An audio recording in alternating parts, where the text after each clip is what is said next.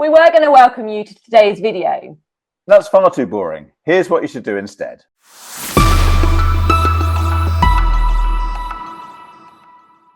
Hey there, I'm Bex, and I help small business owners get more visible online by having a blog on their website. Hi, I'm Ben, and I help small business owners learn how to build their own website using WordPress, all without writing a single line of code. Welcome! Oh, hang on though, I'm not supposed to say that, am I? No, We've just established that is not the right way to be addressing our audience these days. No. Ben, you are welcome, obviously, but you know. Yes, more than welcome. Yeah, but Ben, tell us instead how we're going to move through this video, what we're going to chat about today. Well, we're going to be talking about how to plan your first blog post, aren't we?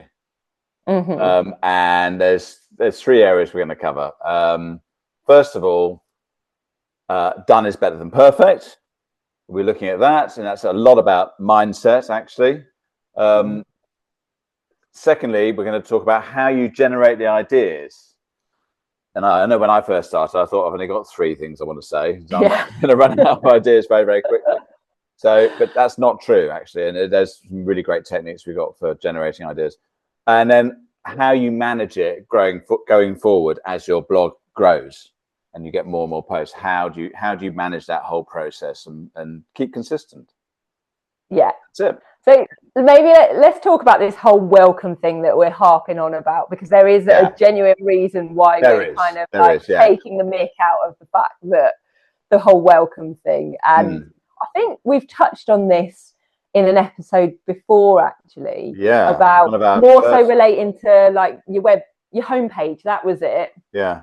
Oh, it is. When people welcome them. Welcome to my website. Homepage. Yeah. And like you said, it's not a case that you don't want to welcome people, but it's just like when people first drop a blog post, it is that very like, welcome to my first blog post. It's so, it's like ridiculous. Blatantly obvious. And it is. It goes without saying that your visitors are welcome. Yeah. Not want your visitors. So but it's just pointless, and it's just become a cliche, hasn't it? Really. You don't see it quite so much anymore, but just please stay away from that. Do not start with welcome to my website or welcome to my blog.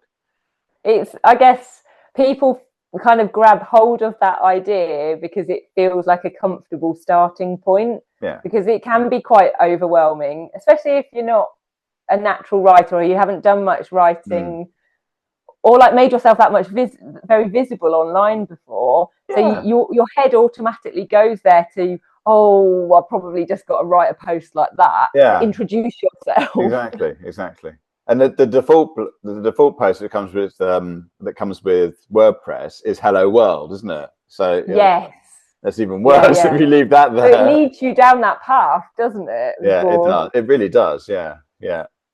But the thing is, you need to make sure that doesn't become a blockage, like a barrier for you in actually starting. And I think the thing is, before you even sit down at your keyboard to write, really you need to have that strategy and a brainstorm going on. You do, yeah. You can't just turn up and just start writing. Blurt out stuff. You just can't. But I think before that it is all about, it's about having the right mindset, isn't it? And the whole done is better than perfect. You've got to get started. So don't worry about writing the perfect blog post from day one. It's just not going to happen. Your first few aren't going to be that great, especially if you're not a writer, you don't have any experience. It's going to take. That'll be terrible. It's going to take a bit of time for you to get your act together. So the only way to do that is to start doing it and putting stuff out there. Exactly, and to build that momentum. Like the more it's the same with anything in life. The more you do something, the better you get at it. That's so true. Yeah. And the other thing is that if it's a brand new blog, there's not going to be that many people looking at it. So it doesn't really matter. It's just get going. Start getting some content out there and start getting some experience, building some experience over time. Because that's so true. That's so true what you just said about like no one's actually seeing your blog at that point, but you have this idea in your head that suddenly by you publishing something, you've opened yourself up to the whole world. I'm broadcasting to the world. Yeah, it's almost like you're stood there naked or something, and everyone can see you, and it's not like that at all. No, it's really no, it really isn't. That. No, you'd be lucky if there's one. It'd be your mum looking. Yeah, it's that. Yeah. You probably wouldn't want to be naked in front of your mum, though. So no. It's kind of I don't know. You just need to stop waiting for the right time, because there is no right time. No, you just need to crack on and do it. And get over yourself. Yeah, very, very much true. And this harps back to our perfection episode. Go and watch that if you haven't watched it. The pot of gold at the end of the rainbow. Stop looking for that. Just get cracking. Get started. Yeah.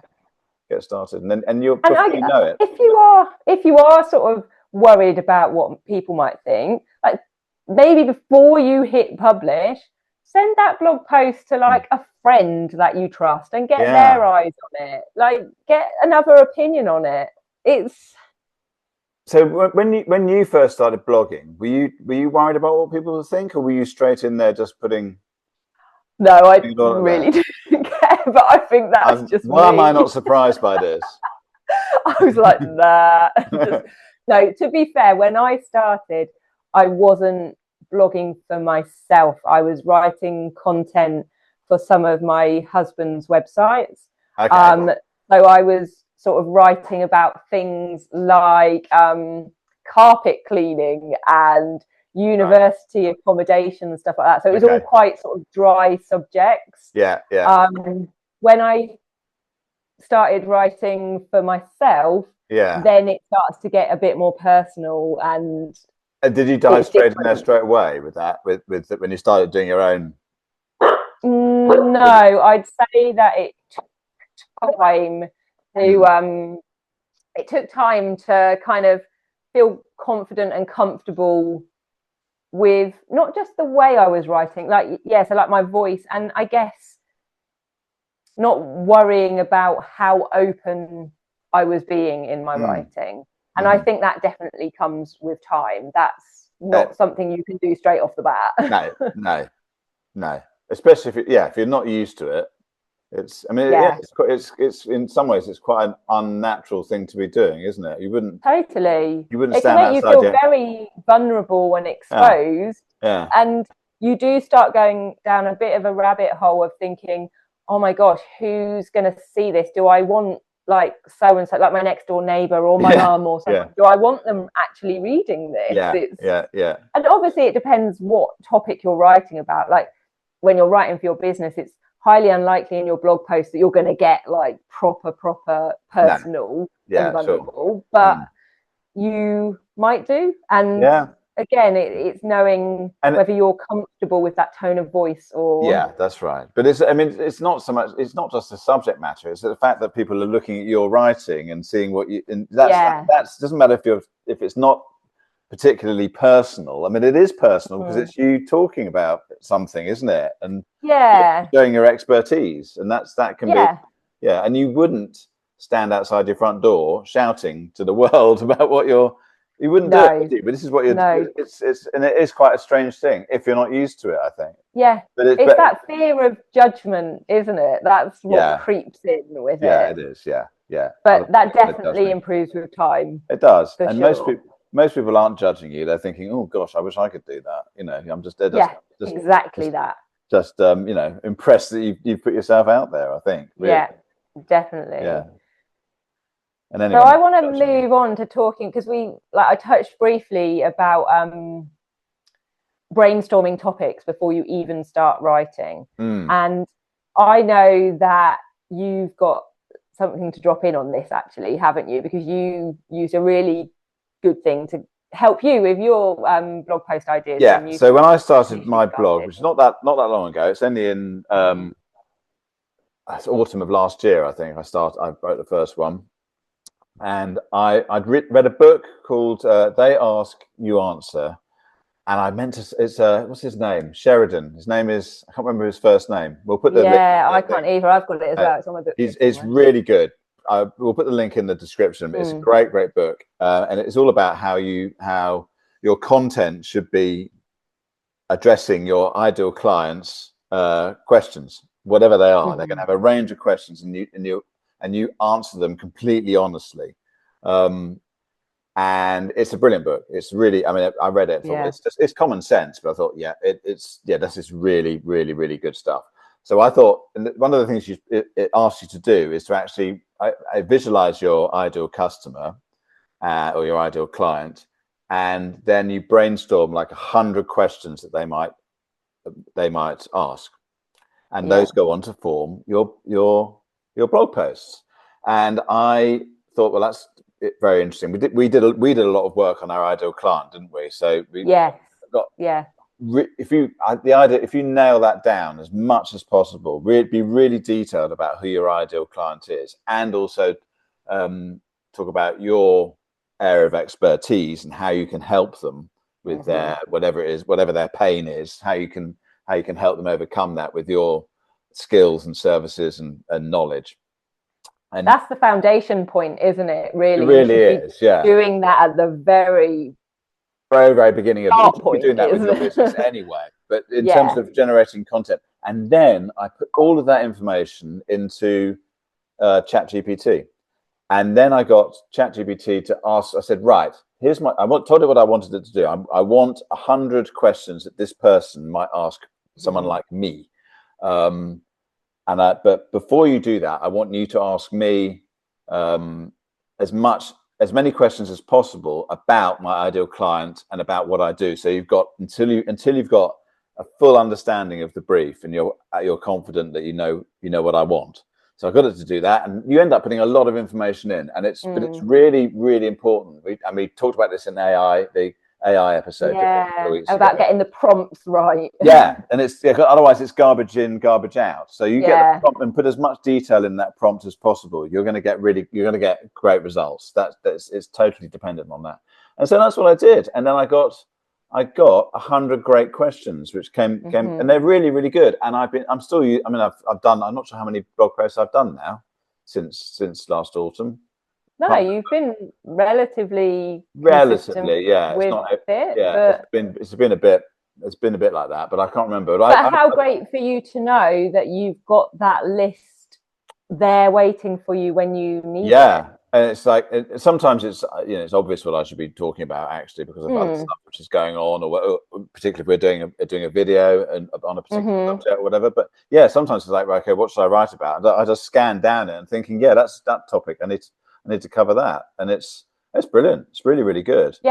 And they're all really, really good questions. Those ideas, but so it gives you those questions, and then you take that away to think how you're going to formulate a blog title around it, and you can also, as we've said in the AI episode, you can then use it again to help you fine tune that title. But have those ideas is because there's nothing so valuable. There's nothing worse than a blank bit of paper, is that, when you're trying to, and that can be completely paralyzing when you're just trying to, where do I start? And you can't think of anything. Whereas if you've got AI, is just brilliant at that, at coming up with ideas, and you don't have to use them all either. It's not like you can still exercise your judgment, and but it gets you started in a big way, actually, more than get you started. And I think it's a really great technique. There's other things you can do that aren't there for generating ideas. So I personally think, like, if you use Facebook, for example, if you've got a Facebook group, or I don't actually know if you can do it on a Facebook page. I think it is only in a group, but you can set up a poll in there and ask your existing audience what it is they're struggling with, or things they would like to read about and stuff. So use them. They're already your ideal customers. Right there. They've got a pool of knowledge that you can just grab from. So use them and get that. I think what's really apparent to me is, where I've been blogging for so long, blogging has really changed in that it has gone from being the stuff that is all very personal, it's very me, kind of journal type writing, where now that businesses are using it to improve their online visibility, grow their audience, all that kind of thing, it is very much like what you said about that book. It is now so customer and client centered. It is about what they need, not what you need. Correct. And you have to have them at the forefront of your mind when you are writing your blog post. It just isn't going to work. Yeah. And obviously you need to sprinkle you in that blog post. Your personality has to come through, because they have to feel as though they're connecting with you and a person is talking to them. But the very, very basis of that blog post needs to be valuable to them in some way. Absolutely right. That's absolutely right. And I think you should be thinking about talking to your ideal client. Imagine you're talking to one person, really explaining to them over a cup of coffee. It's that kind of approach, I think. Yeah. And definitely. So like using, when you write it, I often direct it as, and put in the words, you need to do this. So using the word you, so like you say, it's directly aimed at the person reading it. They feel like they're having a conversation with the expert right there, and that expert cares about them, hears them, and is helping them. I mean, let's throw some ideas out there about what sort of posts people could use for that, because we've completely trashed the welcome post, but then people might be sat there thinking, okay, well, if I don't do that, what am I going to write? Yeah. And in those early days, like we said about brainstorming, but in those early days, anything about your business at all, offering some behind the scenes insights, saying how you started, your kind of background, so focusing on a particular product, what services you offer. You don't want it to be salesy. You're not selling to them directly in that blog post, but you're while you're doing it, you're practicing your storytelling and you're practicing your writing. And those sort of posts aren't going to help you long term, but they're a great little foundational basis to have there at the beginning. And they're not going to be, those early posts aren't going to be the ones that your website ends up ranking for. No. They're just not, but it will just help you on your sort of journey with it. And they should be the easy ones to write, shouldn't they? Yes. Because it is talking about, things that you know about. That should be easy. Yeah. Okay, and it's a good starter. I think the question, I can give an example of going back to the question that they ask you answer thing. So, obviously I talk about WordPress, and I'm a big advocate for WordPress. So one of my earliest blog posts is, why should you use WordPress when there are other options out there? And people have asked me that, they have asked that question. So therefore I know that it's something that needs addressing, and I can answer it. And I answer it completely honestly. You have to say, no, you can't pretend that there's no downsides to using WordPress. You can't, it's all good. So you've got to be totally honest. Say, no, you could use other things, and there are pros and cons. So ultimately it comes down to X, Y, and Z. So people value that kind of honesty, really, that you're not trying to sell them something. You're not trying to pull the wool over your eyes. You're actually giving a balanced answer to a question. And I think that's really valuable. Really, really valuable. Yeah, because if you'd written that post just saying how amazing WordPress is, people would be like, well, of course he's going to say that. Yeah. And that just reads like propaganda, frankly. So you've got to be balanced, I think, with anything. And that generates trust as much as anything else, and they are then more likely to buy from you with that kind of approach. And I've just remembered, actually, I think it was like my second blog post on the Blogwell website. Obviously, I've been blogging for ages, but the second blog post on there is all about I think it was called something like 5 ways to write your first blog post, because I knew that this is something people really struggle with, and they don't really know how to start. So it is getting in that mindset of the people that you want to come along and read these posts. Why should they be there? Why should they take the time to come to your site and read something? I mean, there's no fixed number.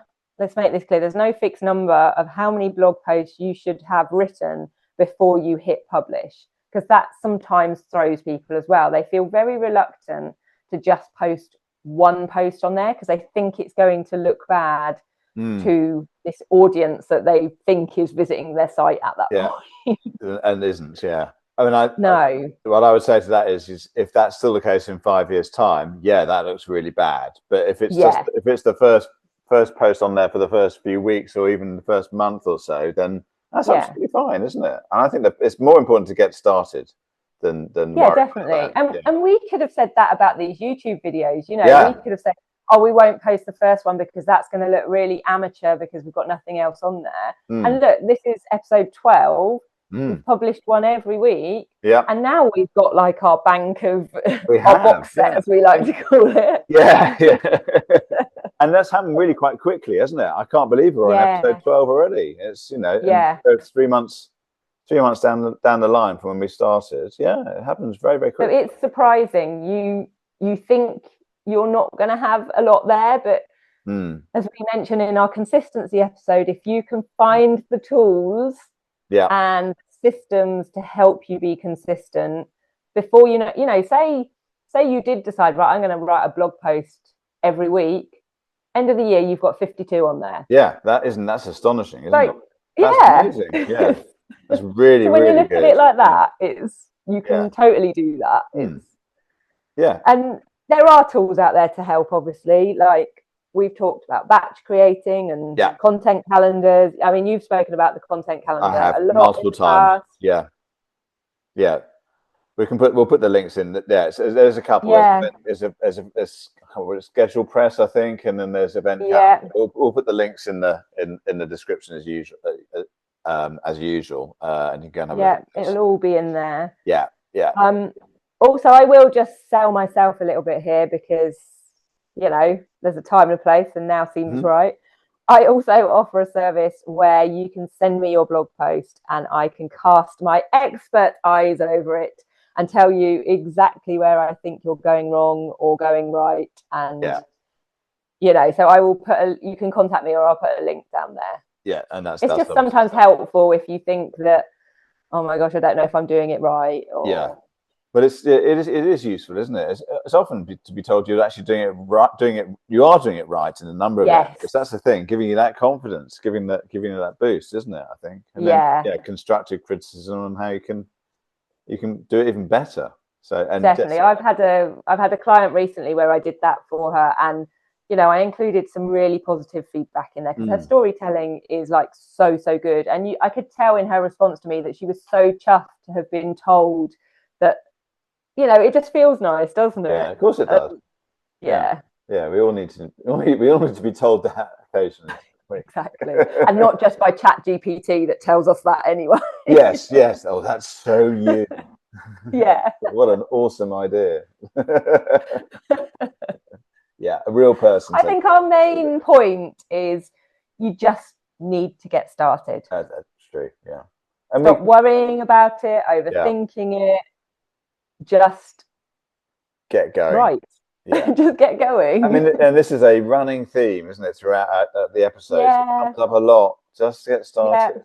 Get started. Because if you don't, it'll never happen. It will never happen. So just get cracking. Brilliant. I mean, if anyone's got any questions, concerns, anything related to this topic, we are more than happy for you to get in touch. Leave a comment. If you feedback stuff to us, we can feedback stuff to you. That's simple as, isn't it? That's how it works. It really is, And we're here for our brains to be picked. Indeed, we're happy to answer any questions. It's kind of what we do. Yes, so it's and we got some great stuff coming up. So please subscribe, and we'll see you again next week. We'll see you soon. Bye. Bye. Thanks so much for watching. Please take a look in our back catalogue. There's loads of episodes in the channel now, so please don't take a look at that. It's always lovely when you support us, so please subscribe to our channel so you don't miss out. And remember to like, follow and share. It's good.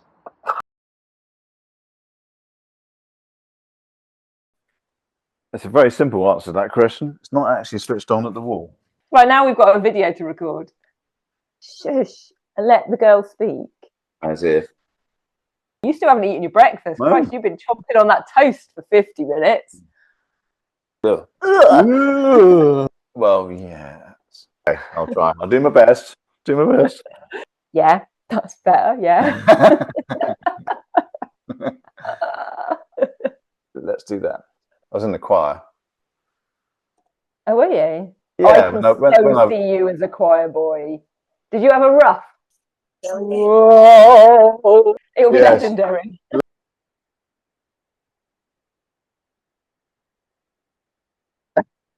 For the real. No pressure. No. I'm just a bit more chill.